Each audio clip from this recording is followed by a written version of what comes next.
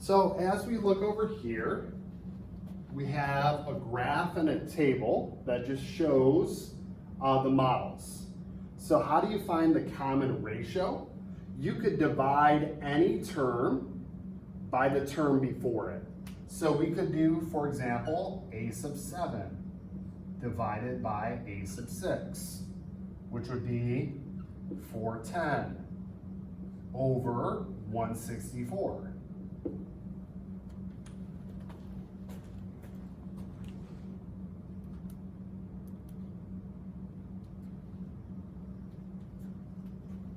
And when you do that, oh, and actually I messed that up. I put the wrong numbers in the wrong spot.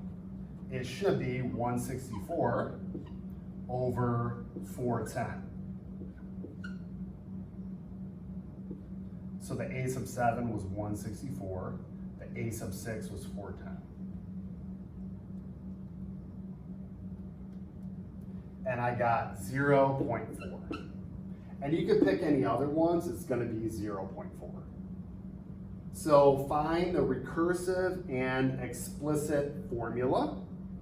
Well, we did that in the problem. So we found if you don't have a sub 0 for the explicit formula, you need that initial amount. If I multiply by 0.4 to go down the table, I can now take 40,000, and instead of multiplying, moving down the table to move up, I divide by 0.4.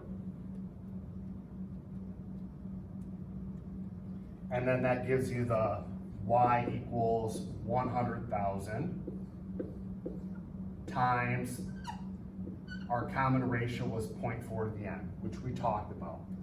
Now, if we did the recursive formula, we can write a sub 1, what we start out with, is 40,000 candies. Or actually, in our situation, he started off with 100,000 candies. So we should write a sub 0 equals 100,000, because it does make sense to say he started at 100,000 candies. And then we just say, well, a sub n, the next term, you take 0.4, the common ratio, and we say a sub n minus 1, but that's just a fancy way of saying the previous term. So this just says the next term equals r times the previous term.